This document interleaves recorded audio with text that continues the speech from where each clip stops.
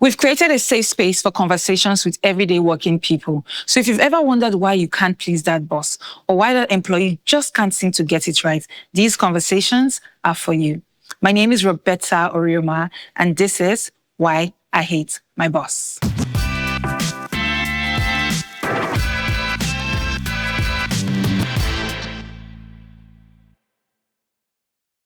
Our guest today is Ejiro Esigbone. He's a lawyer, a venture builder, and a filmmaker. He's currently a management consultant and the founder of AI Lagos. Thank you for joining us. Hi, Roberta. How are you? I'm good. Thank you for being here. Thank you for coming on our show. I can't wait to have so many serious conversations and unserious conversations here, right? I hope it's fun. Yeah, I hope so too. So before we jump right in, tell us a bit more about yourself and what you do. While you were reading my intro, I just remembered something that happened to me on Twitter. So I was having an argument with some guy on Twitter, right? Yeah. I wasn't really arguing. I was stating my position, And one of the things I said, I know criminal justice because I studied law. Mm-hmm. Then some random guy, he was not in the conversation. He just went under I think he went to my profile, saw that I wrote filmmaker and venture builder. And he responded to me, he said, you studied law, but now you're a filmmaker and venture builder, field lawyer. I just got to my moving on. Anyways, so I did study law, but I never practiced. So I think after studying law, I moved into banking. Yeah. I was with Access Bank for 6 months. Okay. I've moved around quite a bit. And then I moved to KPMG. I worked in KPMG as a risk consultant for 4 years plus. And then I worked at Paystack. I worked at Paystack, and then I left, and then I came back, and then I left again. But now I work as a management consultant, going to withholding with my current employer. That's fine. But in between, I also worked at Founders Factory, which is a venture building, a VC company. So I think that's the sort of breadth of my experience. I think I've been actively in the workforce since 2016, September 5th. 2016. Can you remember the days? Yes. That was my first day at KPMG. I founded AI Lagos last year with a few of my friends. So I think that's the in between. We did filmmaking. We're still making film. So I'm a man of many parts. Yeah. So tell us a bit more about AI Lagos. Oh, okay, sure. Yeah. I think for us, AI is transformative technology, right? Just think the internet, think social media, completely changes just the way the world functions going forward. And specifically for AI, unlike the internet, which is I don't want to say static in a way, the internet is what it was. It just became faster. Social media was what it was. We're just able to, upload more, do more, just have more variants. AI is different because AI is not static. AI is becoming more intelligent as we go. Yeah. So it's going to change how we work. Companies are going to use a lot of AI agents to replace human beings. Is going to also change the way we think about what's possible in science, what's possible in art, what's possible. And there's a huge impact that it will have. Some people assume, or some people think that in the next 10 to 15 years, we'll get to the point where AI may displace 90% of jobs. Yeah. So it's huge transformative technology. And we feel two things. One, it isn't something that should be left to the techies. It's not just tech people that should know or think about it. So we want to create a community for ordinary people to be able to engage AI. Second thing is we believe as AI Lagos. Lagos there really represents Africa for us. We think unlike the age of the internet and the age of social media where Africa was an afterthought, we think that with something so transformative, we should be on the front burner. So I think our slogan is responsible representative AI for Africa. That's sort of the thinking around it. So everybody should at least have a strong sense of how does AI impact my life, impact my career and what my options are. Because some people are now studying things that won't be relevant in the next 3 years. Yeah. So that's Interesting. I absolutely love the slogan. Yes. Right. And then I think the next question would be, how do people, including me, how do we join this community? I'm going to rely on your post edits. Okay. Somewhere here. Yes, there'll be a link or a barcode, but I'll share a link with you, and then people kind of just click on it and join. Yes. Okay, perfect. So the next thing, we're about to jump right in. We're going to play a game. Alrighty. Right. So first of all, disclaimer, I don't like losing. So while we play this game, kindly ensure that I don't lose. Okay. I'll make it easy. Okay. All right. Thank you. It's not cheating, right? Mhm. So, anyways, it's called Two Truths, One Lie, Workplace Edition. All right. So you tell me two things that are true and one that is a lie.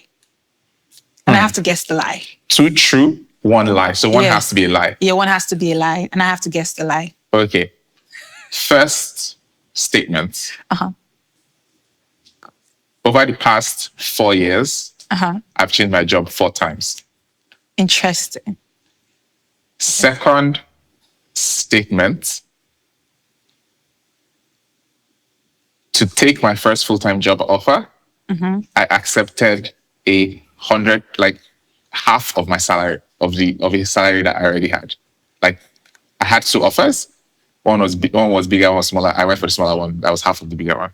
Second statement. Third statement. Third statement. I have worked in a Nairobi-based company before. Come on. How? I believe the first one, right? I believe the Okay. first one. You said the one about like lower pay, the lower paying offer, right? It's possible. It's possible because you might look at this and feel like, oh, if I do XYZ here, I can then negotiate for this at this point in time when they see my work. That's a possibility. But would you do it? How? How? You know, like, we would match. You know how?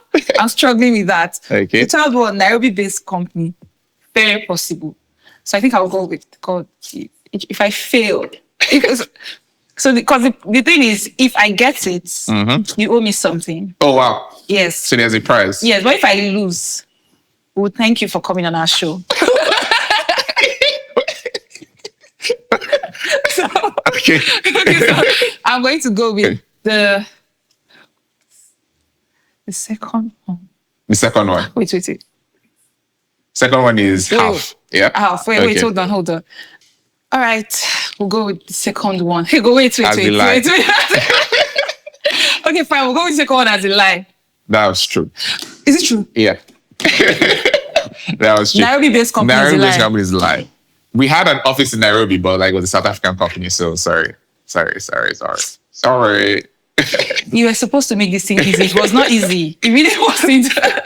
Okay, so we're going to Alright. jump right into it. Let's talk about your first job. Okay. If you don't mind sharing your first salary and the workload in comparison to that salary. Yeah. So I'll just give a bit of background. So I got an offer from, when I left Ekiti State, where I was in my NYSC. I got an offer from, which is a whole interesting, for a lawyer.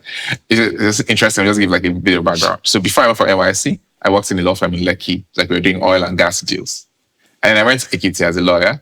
And sometimes the things that I was engaging is like, oh, they stole my goods. They stole what is a real job? So I remember one time a guy walked in and said like they were owing him like maybe 30,000 naira or something. And I was like, and he wanted to sue. I'm like, I'm going to be very honest with you. This is very tricky, man. The cost of his suit is way more than 30,000 naira. So how do you intend to pay us? And he was like, when you recover the money. I said, no. That's how it works. Yeah, so I wrote him a strongly worded letter for free. I hope he got his money back. Yeah, it's the 10,000 there is the money you work for is money you work for. Okay, good. But in terms of like full job, I had an offer I was in Access Bank training school, having a good time. By God, I also had an offer from KPMG, and I was advised to leave Access Bank and go to KPMG. So my salary was, my KPMG offer net was like 136,000 naira. And Access Bank, I think, was around 280K. And then in Access Bank, you get a brand new car. Yes, actually. So the first people who advised me to leave the Access Bank offer and go to KPMG, I said never. I was like, I've suffered too much in my life. I've been broke for so long. I just want money. But I think it was the right decision. And wiser, will I say, counsel prevailed on me as I left. I went to KPMG. With KPMG, first of all, in the context of Nigeria, in terms of salary bands, KPMG still pays in the upper 5 to 3%. Yeah. Wow. Yes, just because we're really broke. Like Yeah. I was an entry level person then earning 140,000 naira, 130,000 naira. Our minimum wage today, almost 10 years later, 70,000 naira. Yeah. And there are many people who work for less than minimum wage. So just in the context of Nigeria, KPMG has always paid competitive. It's just that there was a perception that, KPMG international company, that big office, they pay in dollars. So people now hear the real life, they're like, no, it doesn't make any sense here. But what are the things I appreciated about it? First thing is, you didn't need to know anybody. And that's very refreshing as a Nigerian. Yeah. I heard about KPMG one day. I was sitting down in like our CDS, and somebody was like, oh, these guys, their exam is so hard. This KPMG guy, everybody's always failing. I'm like, who are these guys? Me, I'm smart, so I was going to write the exam. Exactly. That's how I heard about them. And sure, that's how I was writing the exam. And then I passed and I went interview. Never met I didn't know anybody in the, recruiting. And I got in. And that was the story for almost everybody on my team. So that's first thing, And I think in terms, when I talk to people about like careers, the world is changing now very quickly. So maybe I need to think about it a bit more. But if you know for certain, for example, I want to be a doctor, I want to be a pharmacist, I want to be a filmmaker, I want to be an artist, then go ahead and do those things. Many people don't. Yeah. And consulting is one of the best places for people who don't. Because consulting does a few things. One is you learn so many different things because you work in so many different industries. And then it gives you optionality. So after the first 3 years, you can say, okay, now I know I want to work in banking, or now I know I want to work in tech, or now I know. And with your consulting base, you can go and work anywhere. Yeah. So that's the upside. So KPMG still doesn't pay in dollars, right? But those first 4 years of my career were like my foundation years. Is like I built capacity. Yeah. So it's like, if you give me a piece of work, I can immediately start thinking about this task, how am I going to take it from point A to finish line? And it can be completely abstract. You say, oh, build a framework for the management of, I can tear that thing into pieces and say, this is what we need to do. This is how the output looks like. And that's all KPMG. So yes, it has downsides, intense work hours. Yeah. I had to fight many fights in terms of, I wanted to protect my work-life balance. And, you're working with people who believe in like pouring your all, giving everything. And I was just like, nah, I want to enjoy my life. So there was a tug there, but I think, great place to always start a career. All the big four, KPMG, PwC, EY, yeah. Okay, interesting. I think this then brings me to a thought, right? So when you're starting out, this is your first job, your first main job. So for a lot of people starting out, there's this expectation that basically, this like unspoken expectations, sometimes spoken, that do not expect much, right? So it's like, don't aim for too much for your first job. Are we talking about money? Yeah, money. Yes, okay. Money. Don't aim for too much at your first job. Whatever you see, just be grateful that somebody even wants to bring you into their organization. Just as someone without experience, right? So, what are your thoughts on that? I feel like no answer is required. I think the first thing is be grateful, but not be. How do I say this? Be grateful, but retain an understanding of your value. I had a couple of friends in KPMG back then and they taught me a few things. And I'll just dial back. One of the reasons why people of privilege, who are born into privilege, do a lot with life is because they attack life with expectation. They expect. Yeah. They expect to get. They expect that when I walk into a room, like, they carry within themselves a thing that they have value. And so they are constantly demanding of the world. In that same way, while you can be grateful, like, well, I'm grateful for the opportunity to be here. Gratitude. But it is different from obeisance. It's different from, man, like, wow. Like, you have value. Yeah. So I think that's the first base. I believe in gratitude. I don't think it should lead to, I'm saying meekness, because what I'm looking for is like, almost like a feel like bowing your head, like you don't deserve to be. You deserve to be in the room. Yeah.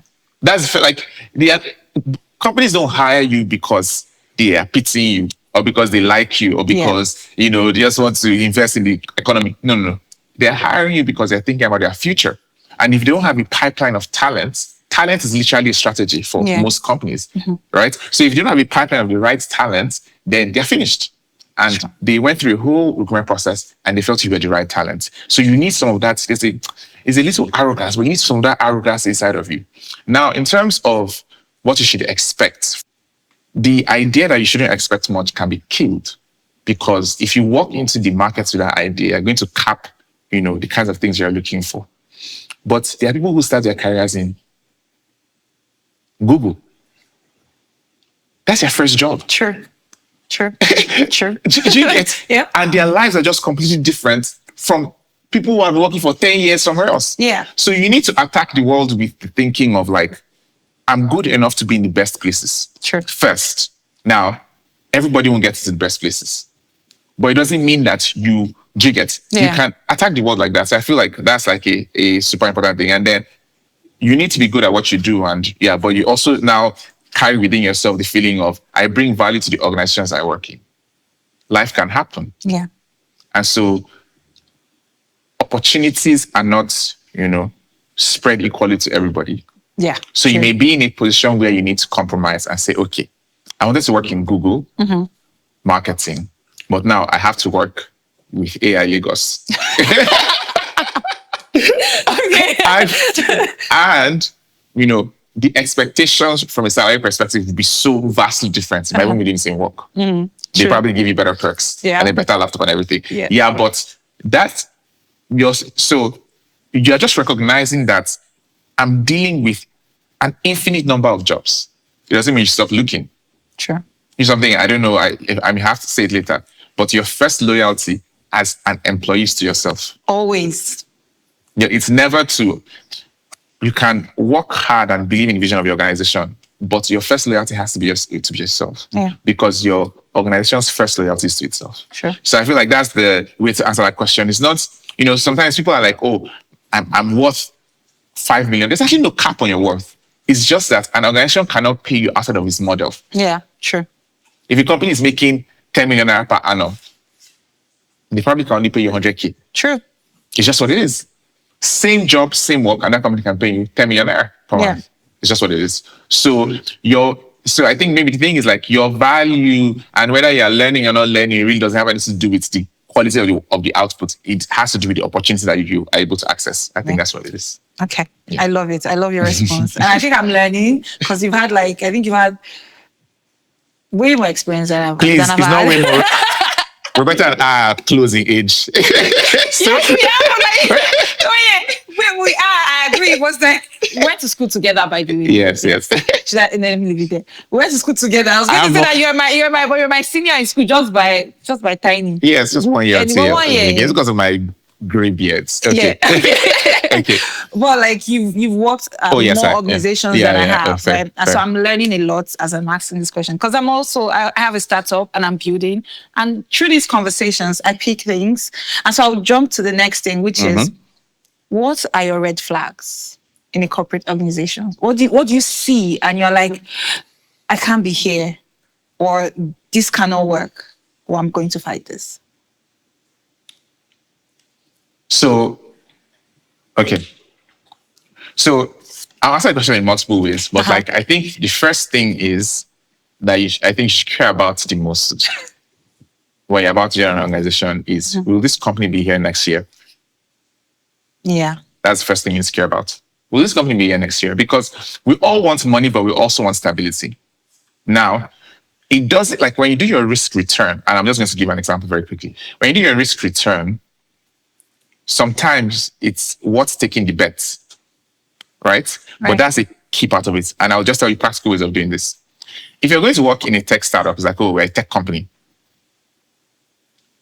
First thing you should do, just find out, just Google them and put last fundraise at the end. Find out when last they raised money.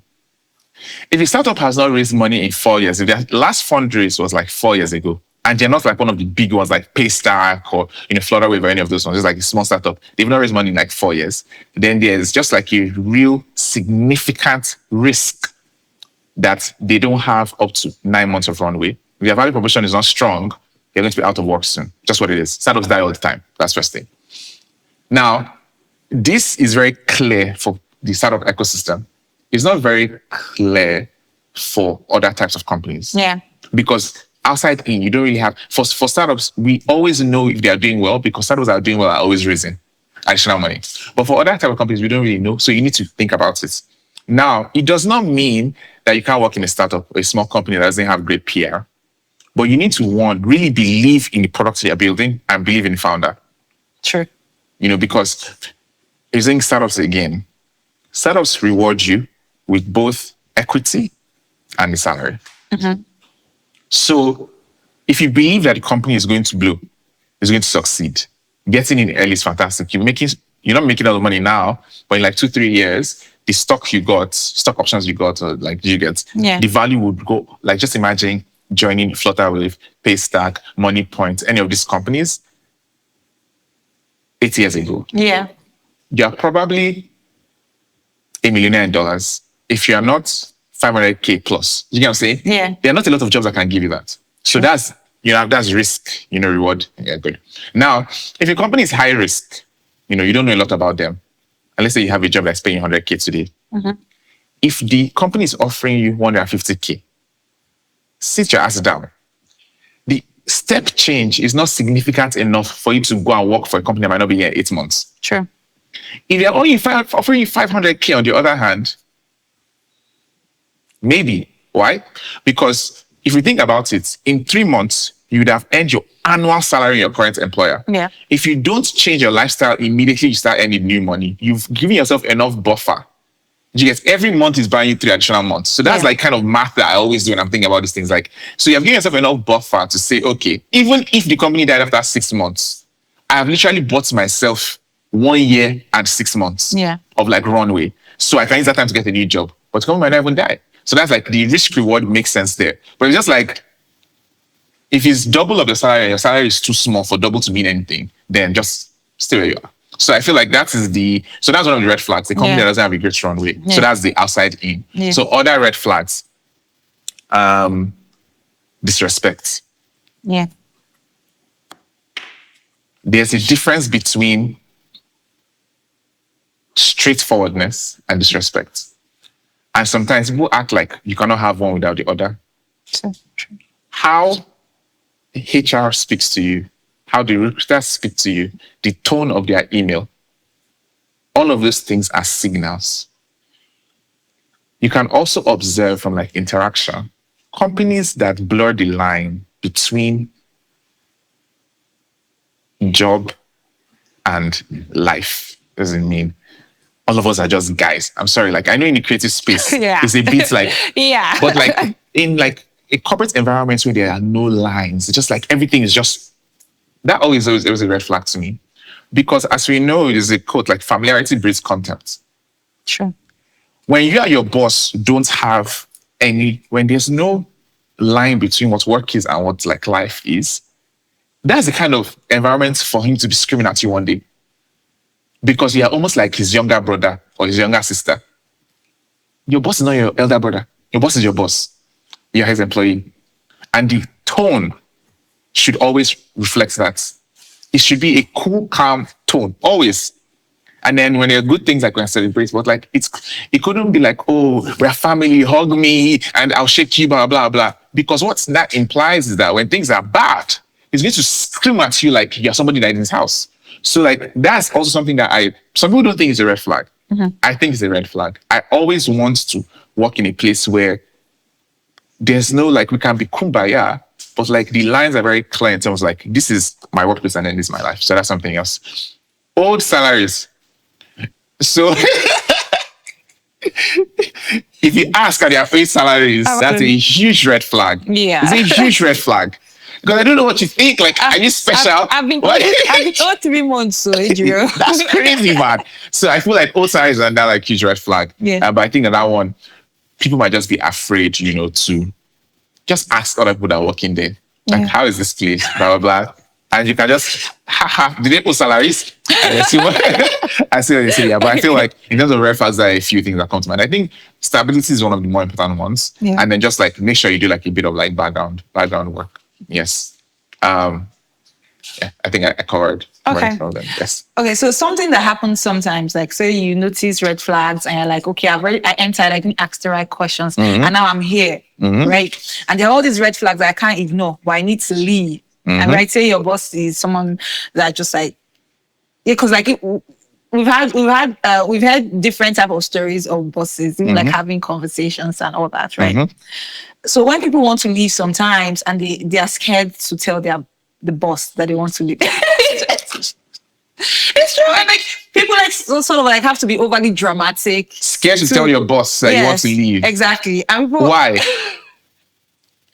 Okay, but ask your question. Because people are different, I guess. And then some people have to like tell like these elaborate lies to try to leave. Some people have to like be very dramatic and cry and do all that.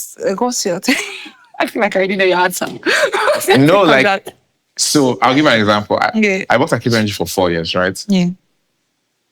So I felt a lot of, it was integrated into my life. And so leaving, I won't say I thought about it too much, but in telling my boss, I felt just like it felt like a breakup in a way. Yeah. Yes.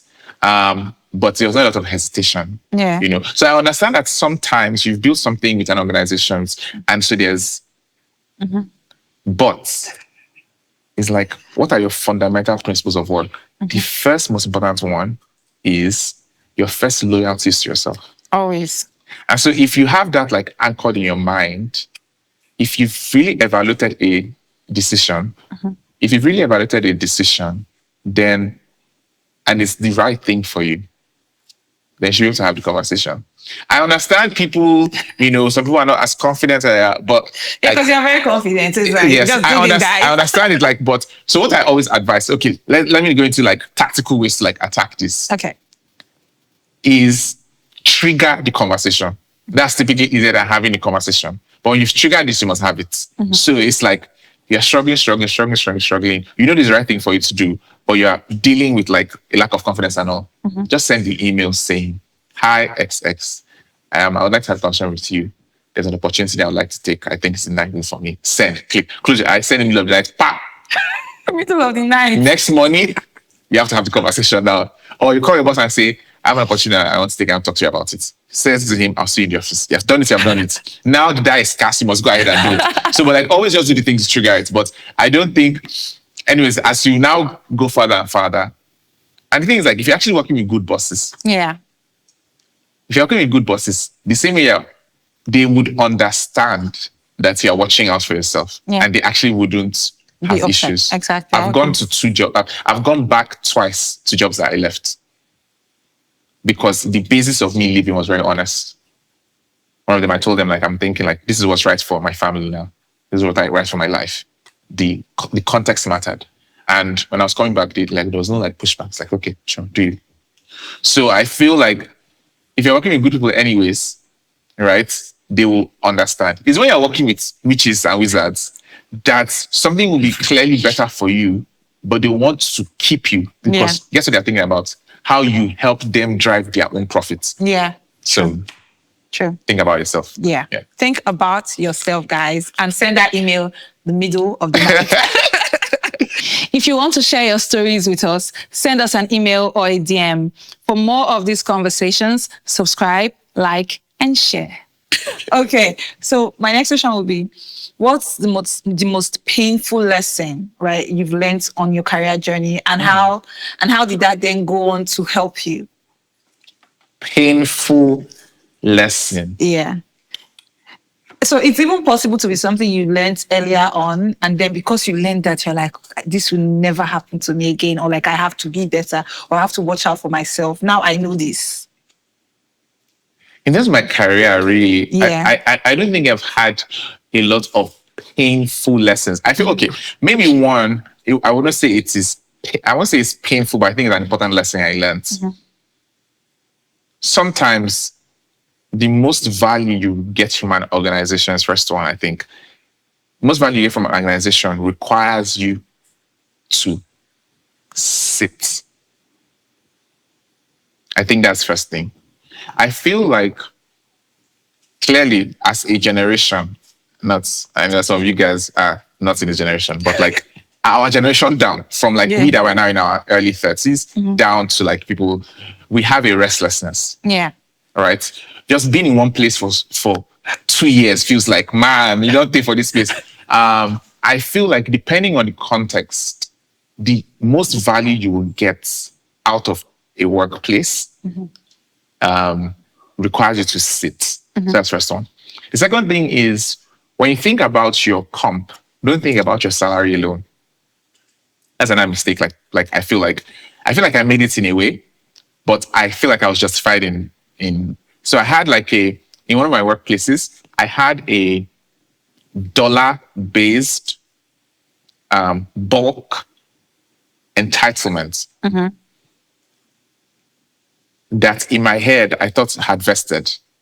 But I took another offer, it had not vested. Exactly. And I still feel like even though it had vested, like if I had really, really calmed down and thought about it, it was really, really competitive.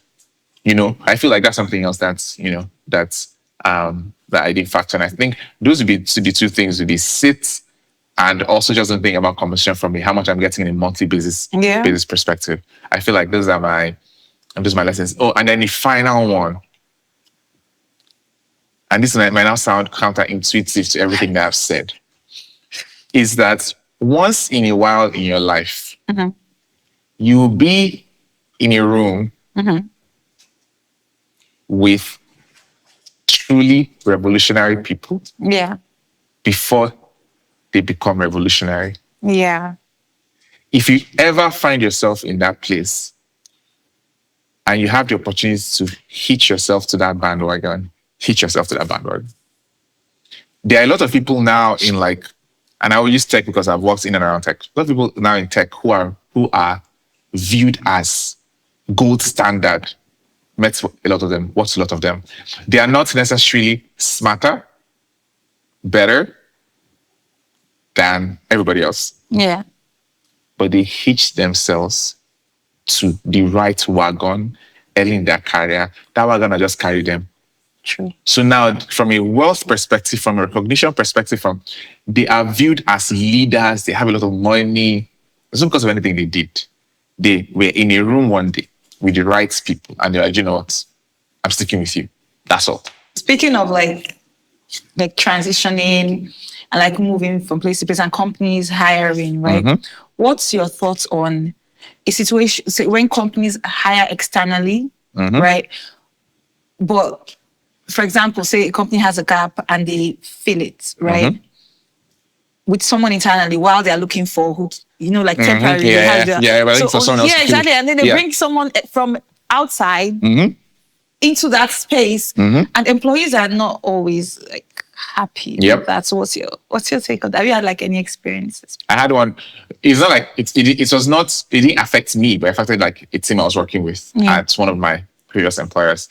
I think sometimes it is nefarious. Like sometimes they're like negative reasons for it. Yeah. Which could be they don't like you. In fact, I've had two. One was a manager I'd worked with. He was basically, they deceived him. So let me say, a leadership position was opening in his team. They knew that leadership position was opening in his team. He was the oldest manager in his team. If that leadership position had opened, he would have warranted a promotion. Yeah. They didn't really believe in him. There was somebody after him that they believed in. So before it became public that the leadership position was open, they asked him to go and join another team. Oh, wow. He agreed. Oh, wow. So he went and said, oh, yeah, if you need a lot of work with them, so you already have some experience and they need people, blah, blah. So he went to join that team. As well as joining that team, just announced that leadership position has opened. This person here was now due for promotion. He now said, oh, I don't want to again. Let me go back. then is that you stay where you are or you get out. So that's an example of, that was more internal, but like office politics is really customer misery. The other one was more like just what you said, is like there was a position and then there was somebody who had been running that position for a long time, but the company still went ahead and hired somebody externally who we all hated. It was a mess. Yeah. But I understand the reason why. Sometimes shareholders, investors ask you to fill a role. Yeah. That role in the world of like in your industrial sector typically requires certain things on paper. 15 years of experience, so degrees, what blah, blah, blah. You may be able to do the work, but you don't command the respect. And you will learn more and more that leadership is not really about technical ability. We ace technical ability in like 5 to 7 years. Leadership is more about profile. So sometimes they're hiring somebody external because of profile, not anything else. So it's like, when we say, go on our website and see our leadership team, everybody there has a certain profile. Yeah. You may be able to do the work, but you don't just have that profile. So that's a more like a strategic reasons why employers do it. Sometimes it's just pettiness and foolishness. And if you feel like there's no real reason why, you are in a place that doesn't really rate you. Yeah. So what that means is You should get out. you should start packing your bag. It's not something, except you're working in an organization where the leadership can change, like maybe they transfer them out or things like that. It's not really something that you should be fighting over. It's like you're in a relationship and every Val's Day, your birthday, whatever, your boyfriend does not buy you gift, doesn't buy you flowers, doesn't take you out, doesn't do anything. Why are you there? Like fighting over, there's some things that like you can fight over. I don't feel like you're affectionate enough. But your boyfriend has never told you, I love you. And he just doesn't buy you gifts. There's nothing to fight over. He doesn't like you. Just walk away. So in the same way, if you really feel like this person has my exact profile, but me, I've been doing the work for the past year, and they still just brought him in and put him over me, it means that fundamentally, they don't believe in you. And one of the worst things you can do is work in a place that doesn't believe in you. Yeah. Because when push comes to shove, if any change needs to be made, you're the first person out the door. True. So it just doesn't make sense for you. Yeah. I like this advice you gave, or like this response you gave, and I really like the relationship advice, guys. Take both. Okay. So my next question would be, what's the most unbelievable thing, right, that you've heard or you've experienced in your career? You know, like, or you've heard about a place, or like what bosses are doing to people, and you're like, you know, you've heard it all, and you know it's you're hearing from a reliable source, or like it feels like it's real, but you just can't believe it's real because you can't fathom how it is possible that this can be happening. What would that be? Unbelievable things. I feel like the ones that always blew my mind were always the errand ones. Errands. Working somewhere, they ask you to go and... So this one actually was happening when I first joined. We fought about it anyways. And management was very responsive. So I think that's something great. But they were like all these seniors and young managers who liked sending people errands. It's like we were new, we were fresh. They were just like, and this used to be smart. They'll be like, Ejiro, are you going to buy breakfast? What's your business? When you now say, and this is actually very important, it's like they'll say, if you now say yes, can you help me? Now because they're managers, on the day that you don't want to buy breakfast, someone comes and say, Ejiro, are you going to buy breakfast? Even if you're like, I'm not really sure. They can just be standing there. There's an implied, you would now say, yeah, but like, do you want breakfast? I can't get for you. We hated it. So what we did was, we had a meeting with our partner. Some companies have dealt with so much over their lifetime. They already have. So we had a partner meeting where the partner used to just come and ask us, what are the problems? What do you want me to do? Yeah. So we told her that it's errand nonsense, because some of us will say no. we're not going anywhere. And then later we'll go and buy what we want to buy. I will not answer them. But there are many people that didn't have that confidence. Yeah. So we said, we want you to tell the managers they should stop asking us if we're going to buy breakfast. Like, just don't ask us at all. So that was one thing that happened. And then they told them, don't ask the first years if they want to buy breakfast. None of your business. so that stopped. So I think that's one thing I've heard that, errands was one thing. It was a negative thing. I really hate people sending. Like, people not come to your office to be. Yeah. I know some people I know somebody who used to go and pick her boss's children from school. Me. Oh.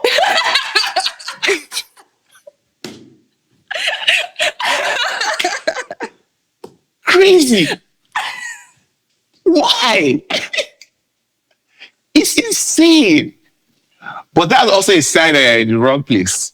I agree. Because the day you say no, your life will turn to We can't hell. even say no because like the way it's worded, there's no room for no. Yeah, the way it's like, so it's like, I know sometimes some of these things is like, I feel this is why it's really good when you work in like organizations that are very more They have structure. Yeah. Because like I think I've been in a lot of startups. One-man business. There's I've done a lot of between startups. startup and one-man business. Yeah, You've done a lot of one-man business. I've done both.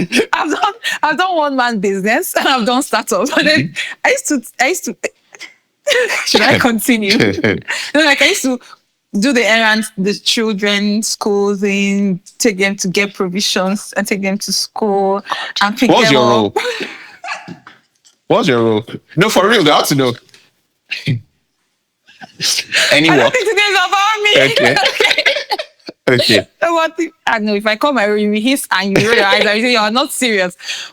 But my role, that was definitely not not close part to of your it. role. No, it was not close at all. That was definitely She was your not the girl, job. right? No, so I think the problem was this, right? I really liked her.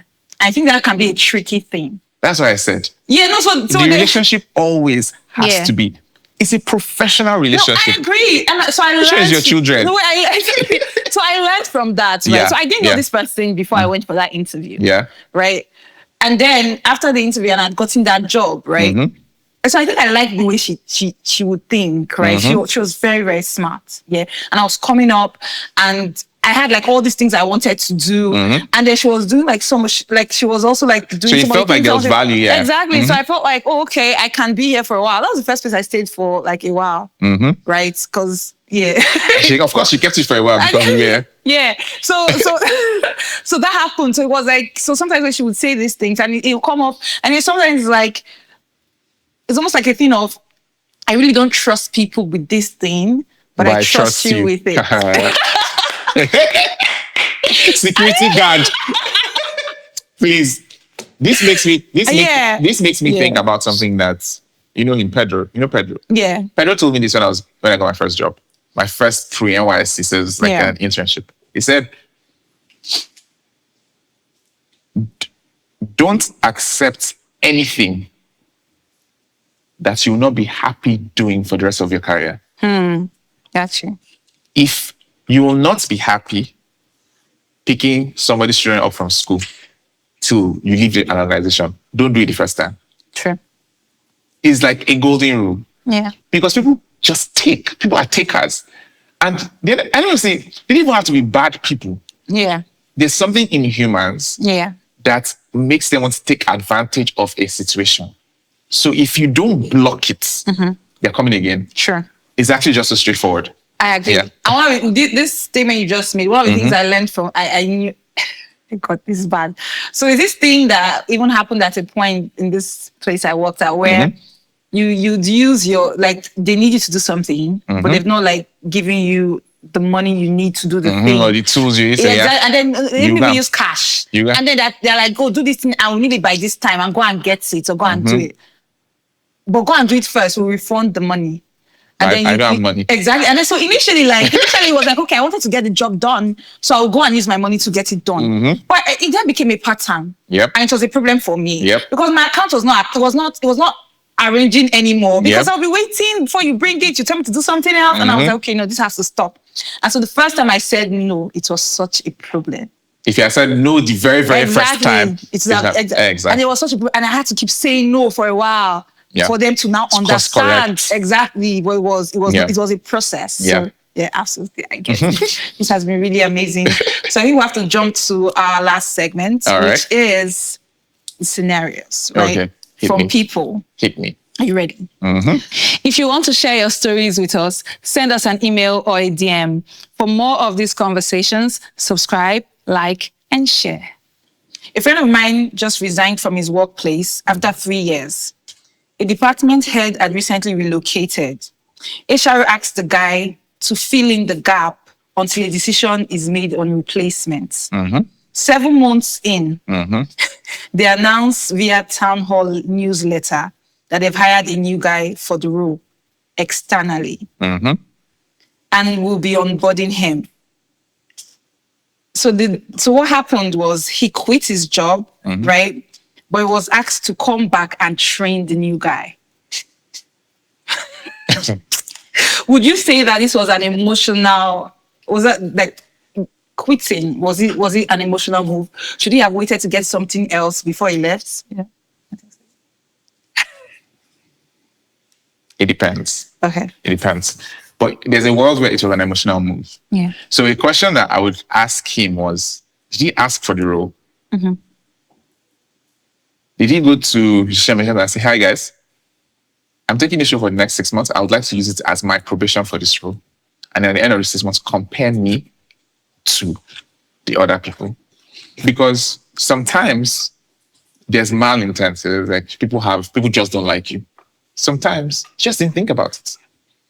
Because they started off with, like, you know what I'm saying? Yeah. A process was set in motion. They probably never came back to it. 7 months is a long time. Yeah. So it's possible that they thought that this thing would covered in like 2-3 months, in which case, perfectly fine. Yeah. Somebody left, fee in, wire somebody in 3 months, you come back in. The reason why this is even a story is that it was 7 months. Yeah. At any point in that journey, did he say like, hi guys, I've been doing this for a long time now. I think I'm now ready for this role. Let them evaluate me against somebody, the person who's coming in. It's possible that management had signed off on something, HR had a task, management signs off, HR has a task, we execute. Sure. Now, where I think if you really found out in the town hall, that's just pure disrespectful. Because at the very least, the team should know that they're having a new manager before somebody, and the person who is playing the role currently should, but this stuff that happens all the time. So I think like if you feel like you were ready for the next role, right? For that role, maybe force them to make a decision and ask, especially because it was so long.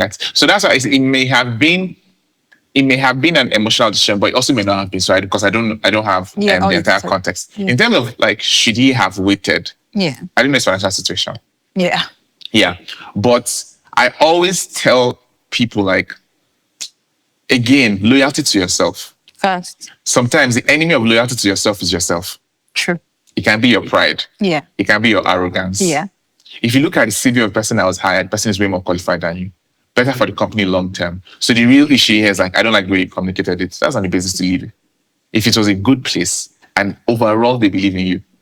So, because if you get broke, there are things where we put our foot in the ground and we're like, even if I end up being broke, I know that I did the right thing. If you slap me in a company and that person doesn't get sacked, then I have to leave. Yeah. It doesn't matter whether I don't get a job in the next 2 years. I did the right thing for me. Yeah. But this one is not so straightforward. There's a world where it is a good company.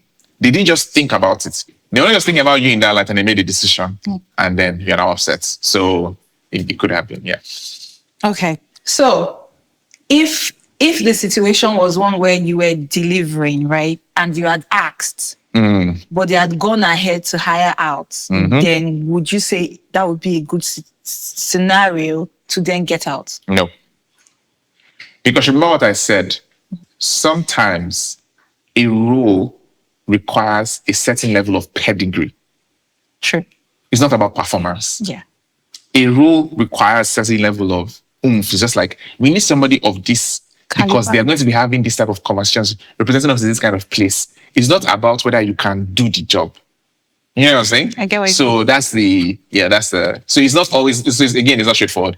But if you have someone with your exact same profile, then do you get what I'm saying? Yeah, I get what exactly. you're saying. And that's time to then that is not like, these guys don't really trust me, or they don't believe in me, or they just disrespect me, or whatever. And I should start looking at other options. Yes. Perfect. So our second scenario.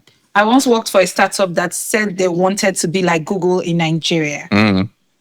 Several trainings and one-on-ones with HR consultants about new age work culture. When a hybrid schedule was mentioned, our Oga said everyone must come in person, even people that work project-based. Between the pay, inflation, and cost of commute, several young talents quit. Now he's wondering why young talents are not loyal when the system doesn't care for the employees. What's your thoughts on this? What's your thoughts on situations where employees would rather do hybrid or work from home, and employers would rather you come into the office every day? I'm very pro remote work. I'm very pro remote work. I actually got feedback recently, like I need to be in the office more. So yes, but I believe that the best version of work in our world today is hybrid. I think that if you're not in a plant, there's no reason why people should go to work 5 times a day, or in like production where you have to be on set. I feel because, first of all, a lot of time is expended on the road, and it's just stressful time. Meanwhile, I just wake up by 8, shower, and gently ease into work by 9. But I have to wake up by 6, leave the house, transit, then do you get what I'm saying? So I feel like that is the reason why this happens, sometimes is if a company hasn't built trust, then the employers often feel like they need to be seeing people for people to be working. But it just means that the company isn't doing something right. Because seeing me doesn't mean I'm working. True. Very true. You see, let me say it again. Very true. Like back in the day before remote working became a thing, people, they used to, one of the issues they had with me in my early days was like, Ejiro doesn't like working late. I want to be out of there by 5, 6. I will work late if we need to, but I will not work late performative working late. I agree. Some managers liked people who would just be in the office. They don't need to be doing anything additional. They just have to be there and just look like they are staying late. That's just like a human thing. It's silly, right? So I feel like there's a lack of, if you don't trust your people and then you're not measuring outcomes the right way, then you want to control their time instead of caring about the outputs. There are reasons why, so it's more about control instead of productivity. True. And you shouldn't care about control so much. It's like when you're at home, you're doing other things. What's your business? If I'm able to get the work done as quickly as possible, efficiently as possible in my house, then why don't you want that? Why do you want me to be in the office? Now, there are clear reasons like we need to be in the office. Culture building. If we all work from our different houses, we are unlikely to like blend like into like a unified culture. Yeah. Knowledge transfer. When people are working separately or like remotely, it's harder for people to learn from other people. Not like real reasons. Yeah. You can cure that with 3 days in the office. True. Yeah. Okay. Then the last one. Our work operates on a hybrid system with 2 days off and 3 days on. HR is often complaining about moving on site fully, and I always stick up for my people. Today I went to the mall and saw my colleague with her boyfriend at the cinema on a random Tuesday when there's work. This is the one that often complains about data and power issues. KPIs never on time. She had the nerve to ask what I was doing there too. Me that I'm on leave. So I think like this scenario sort of like flips it to see why sometimes maybe employers sort of like struggle with this No. thing. No. The reason why I say no is, again, your processes should factor these things in. What you measure is productivity. If, let's assume this person is a designer, so we work task-based work, and I decided to work all night so I could go to the cinema with my girlfriend in the morning. What's your business? Not your business. But remember, this person said So KPIs never. No, so hold on. Yeah. Now, so this is you saw her in the cinema in the day. Yeah. It's actually none of your business. Now, it could be your business. because maybe you guys are required to be on call. You know, there's a on call as in responsive and be ready to do tasks, Yes. which might be impaired by her being a cinema. Yeah. However, the measurement of her work should be agnostic of whether you saw her or not. When you do your quarterly reviews or your monthly reviews, her KPIs, she's down. Then she's down. Yeah. And the results for anybody who is below should be consistent. It doesn't matter if she was in the office or outside the office. Sure. As a manager, you owe her a conversation of like, see, I'm just going to be level with you. You're not doing well. And if you have all these excuses, power data, then come to the office. Yeah. But you cannot take the benefits of working remotely, then transfer the risks to me. You cannot say, oh, I want to work remotely because I'm more comfortable, blah, blah, blah. But I'm always going to be telling my employer I don't have power. That's your business. That is even grounds to sack you. Yeah. If you never have power, never have data. So you need to figure out that whole thing and then move to the office. You know, so like, but the point is like, evaluating her performance has nothing to do with you seeing her in the cinema. It's about, has she been performing well, has she not been performing well? I think that's the way to look at it. So long as people are allowed to work from home, they'll exploit their daytime a bit differently. True. Than if you're stuck in the office. True. It's just what it is. Yeah. It's human nature. It is. So she, the manager or the person reporting, cannot tell me she does not take out time to go to the mall to go and pick up a few things. She doesn't host her friends once in a while, do like work dates. Yeah. You know, it's just not human behavior. So cinema boyfriend sounds bad, but like, yeah. Okay. So obviously you are pro hybrid work, right? Yes. You just have to ensure that you have the right systems in place to properly manage it. Of course. Yeah. Okay. Thank you so much for joining us. This has been a truly amazing conversation. I enjoy it. I really enjoyed it. Thank we you have so to much. bring you back at some point, maybe like with some other guests, so we can go like from two sides. like the of it. opposite. Yeah, from two sides. I I'm love just like it. do that. Yeah. But thank you so much. Thank you. We've had a really great conversation, and I hope there was something here for you. If you want to share your stories with us, our email is on screen. Don't forget to subscribe, like, and share. Until next time, my name is Roberta Orioma, and this is Why I Hate My Boss.